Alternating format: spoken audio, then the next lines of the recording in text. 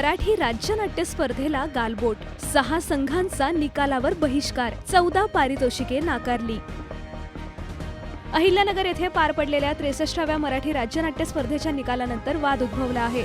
6 संघांनी निकालातील खाडाखोड आणि दुजाभावाचा ठपका ठेवत पारितोषिके नाकारली आहेत। या संघांनी सांस्कृतिक संचालनालयाला निवेदन देऊन नाराजी व्यक्त केली आहे। 25 नोव्हेंबर ते 13 डिसेंबर 2024 या कालावधीत झालेल्या या स्पर्धेत 17 नाटकांपैकी 14 नाटके सादर झाली।